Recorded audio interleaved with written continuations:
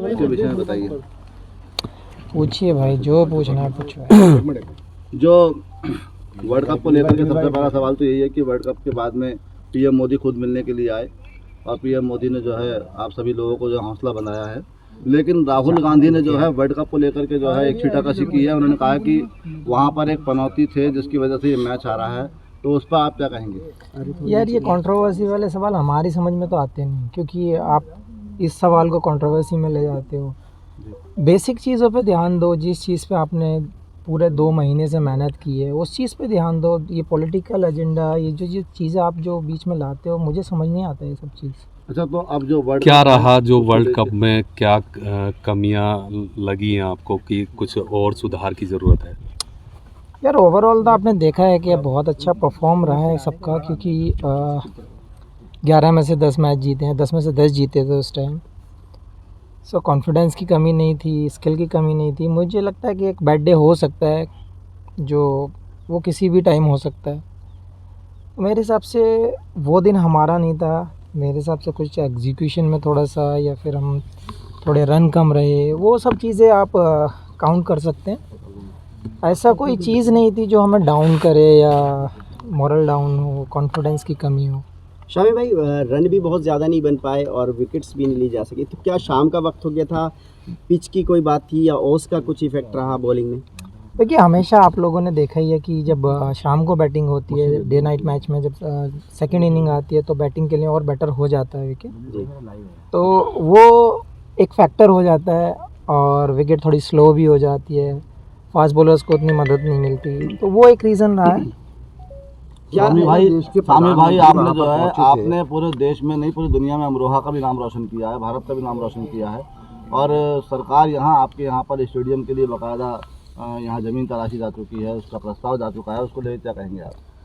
उसके लिए सबसे पहला थैंक्स बोलना चाहूँगा सरकार का भी, और जिसने भी ये स्टेप लिए हैं सब ने मिलकर, स्पेशली उत्तर प्रदेश सरकार ने, क्योंकि बहुत ज़रूरी है।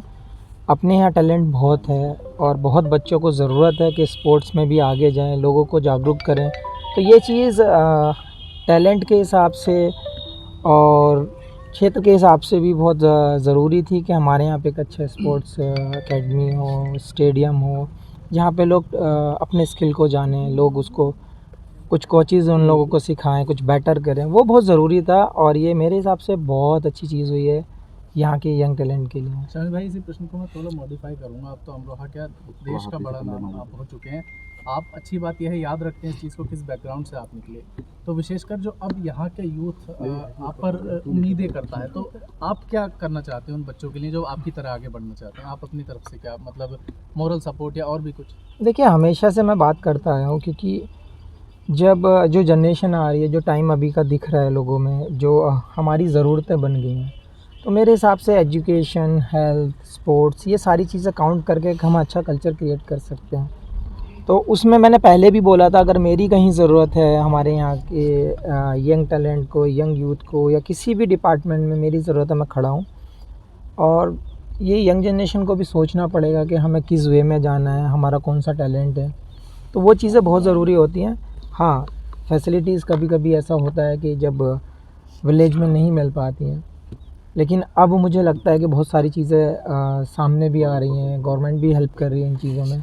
तो अब ये यूथ का यही है कि आपको एक स्टेप ऊपर आना है, आपको अपना मैच्योरिटी दिखाना है, अपना स्किल दिखाना है, और देश का नाम रोशन करना है। शामी भाई, प्रधानमंत्री जी से आपकी मुलाकात हुई, क्या बातचीत हुई, और आगे क्या रणनीति रहने वाली है?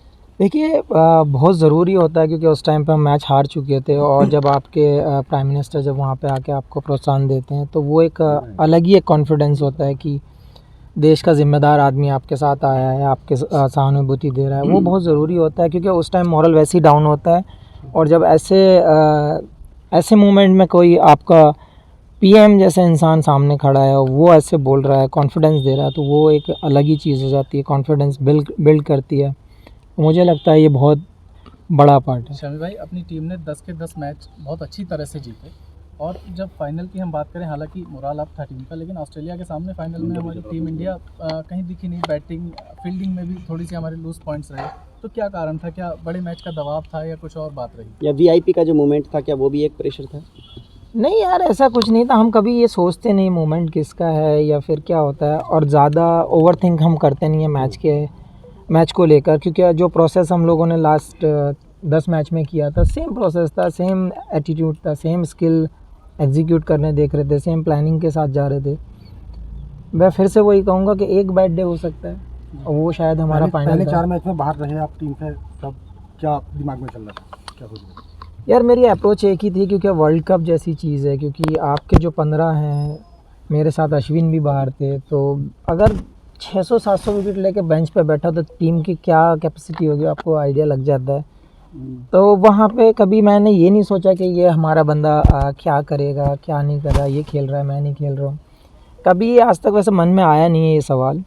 मैं हमेशा यही चाहता हूँ अगर मैं बैठा हूँ और कोई 11 प्लेयर खेल रहे हैं तो वो अच्छा ही करके आएँ, टीम के लिए बेटर करके आएँ, टीम को जिता कर लाएँ, वो हमारा मेन गोल रहता है। क्या कारण रहा कि जो रन 240 पे की आप आए, क्या पिच की कमी मानी जाए इसको? दोबारा पूछो।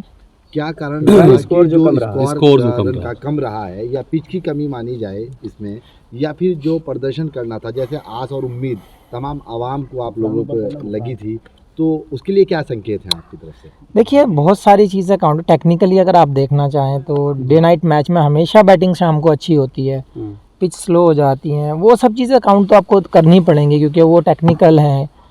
तो अगर सामने वाली टीम जीतती है टॉस और वो बैटिंग को हमें इनवाइट करती है तो हमें बैटिंग करनी ही होगी, तो वो एक हो सकता है कि हाँ वो उन लोगों को एक बेनिफिट है। सेकंड की रन आपने देखा ही है कि 240 रन फाइनल में एक ऐसी टीम के अगेंस्ट, मेरे हिसाब से 30-40 रन और बनते तो मैच में और ज़्यादा मज़ा आता, हो सकता है रिजल्ट हमारे फेवर में होता। तो क्या पहले खेलना जो है वो हार की बड़ी वजह है? यार वो हमारे हाथ में नहीं था क्योंकि हम टॉस जीते नहीं है, क्योंकि वो सामने वाला अगर बॉलिंग करना चाहता है तो वो टीम को बॉलिंग करनी एक फोटो वायरल हो रहा है, वो वर्ल्ड कप पे पैर रखे हुए हैं।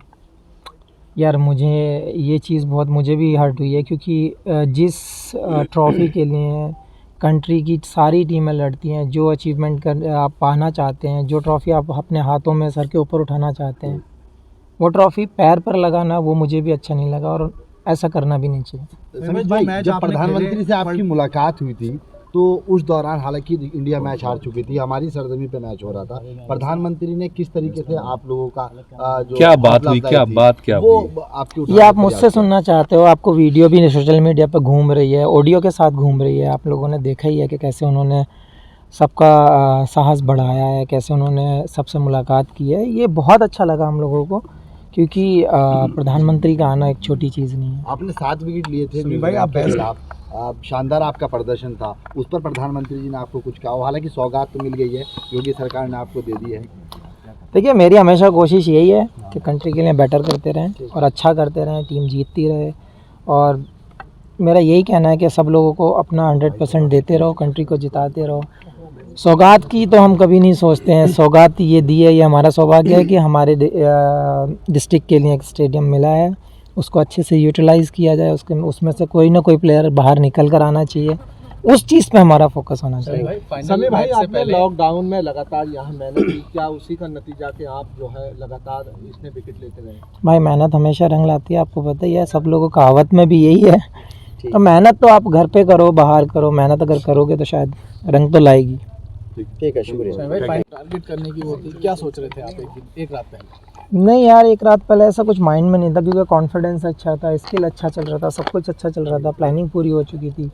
हाँ, जब बड़ा मैच होता है तो हमेशा कहीं ना कहीं हम सोचे नहीं, लेकिन प्रेशर रहता है हमेशा, कहीं ना कहीं माइंड वहाँ पे वर्क करता रहता है। आप चाहें कि हम चिल हो जाएं तो वो होता नहीं है, क्योंकि जब तक ख़त्म ना हो जाए टूर्नामेंट, जब तक हम शांत बैठते नहीं हैं, तो ज़रूर थोड़ा तो कहीं ना कहीं रहता है, मानते नहीं प्रेशर, वो बात अलग है। एक मुद्दा बहुत उठाता है कि पाकिस्तानी वो इंडियन बॉलर बॉल अजीब नई तरीके की दी जा रही है, तो उनकी मानसिक स्थिति के बारे में क्या कहना है पाकिस्तानी? ओ भाई, ये नहीं बोल सकते, क्या ही बोलें इस बारे में, क्योंकि आपको सबको पता है, हमें पता है, इवन उन लोगों के प्लेयर्स ने भी, जो सीनियर्स हैं, जो लेजेंड हैं, जिनको दुनिया मानती है, उन्होंने भी उनको एक्सप्लेन किया है, लेकिन उनकी समझ में नहीं आता।